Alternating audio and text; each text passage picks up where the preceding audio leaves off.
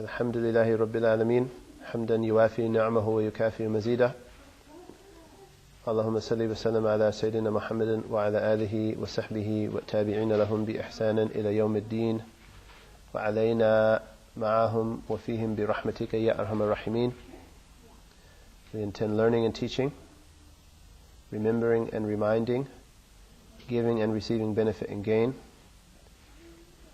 encouraging adherence to Allah's book and the Sunnah of the Messenger of Allah sallallahu alayhi wa ala alihi wa sahbihi wasallam, inviting to guidance and leading to goodness, seeking therein Allah's countenance, pleasure, nearness and reward, transcendent and exalted is He.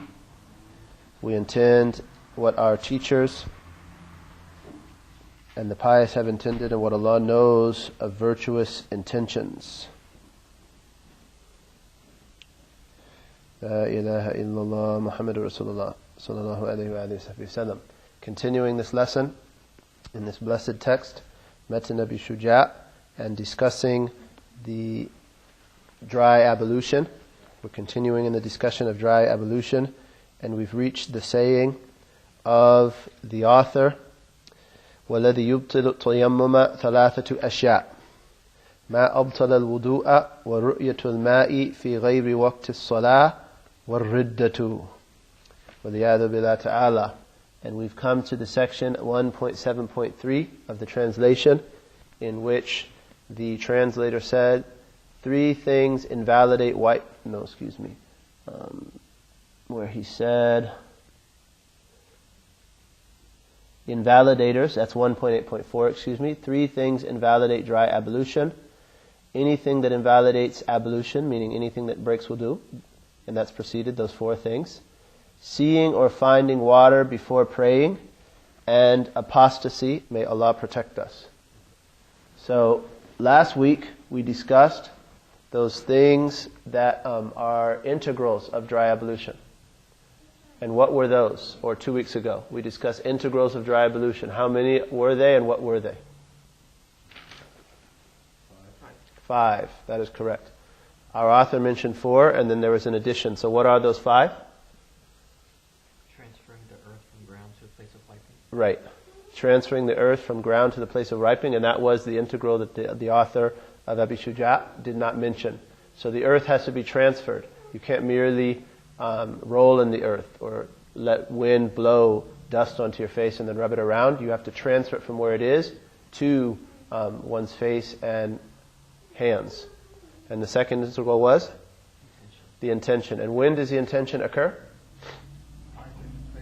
Wiping the face. It must exist at both places. From the transfer until the wiping the face. If it disappears, if it's forgotten in between, there's a difference of opinion. But it must at least be present at those 2 places. From the transfer of the earth to the wiping of the face. And what would one intend, for instance,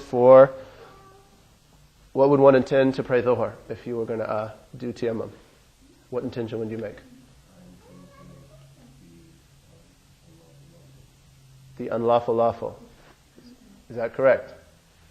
To pray Dhuhr. I intend to make the unlawful lawful.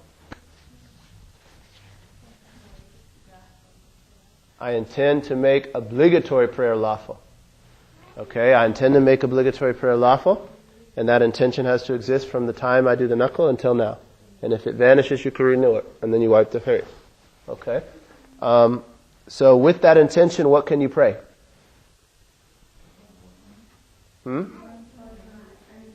One obligatory prayer, and as many sunnahs as you want, and other things. That's correct. Okay. Then, that was the second integral. What is the third integral? Wiping the face. Fourth integral? Fingertips to elbows. Is there a difference of opinion there with respect to the arms? What's that? Wrist bone. Yeah, up to and including the wrist bone is a position in among the Shafi'i Imams. That was the choice of Imam an-Nawawi, and that's the position of some other schools, like the Malikis. That's what's obligatory. So there's some leeway there. And then what was the last integral? Order. That's right, 5. So transferring earth, intention, wiping the face, wiping the hands, to either from the fingertips to the up and above and including the elbows, and or to up above and including the wrists, and then order. So those are the 5 integrals. So then now we dealt with things that make tayammum lawful. We dealt with conditions of tayammum. We've dealt with integrals of tayammum. Now we're dealing with those things that make tayammum invalid. The first of them is what makes wudu invalid.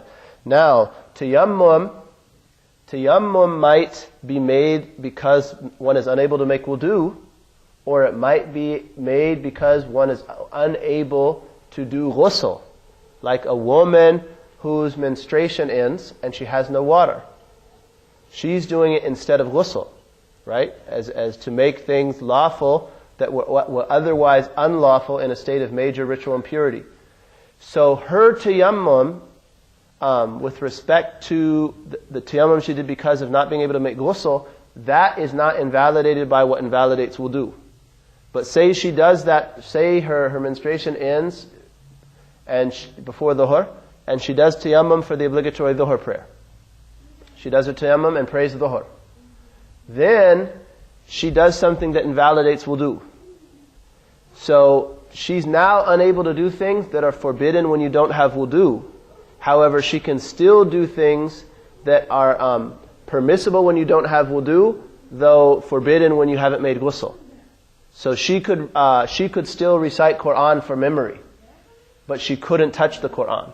Because when she was menstruating, she wasn't allowed to recite the Qur'an from memory, but she did tayammum because of that. Then her tayammum from the things that are forbidden when you don't have wudu was broken by the invalidators of wudu. So that woman, she did tayammum for the obligatory prayer, for instance, from menstruation.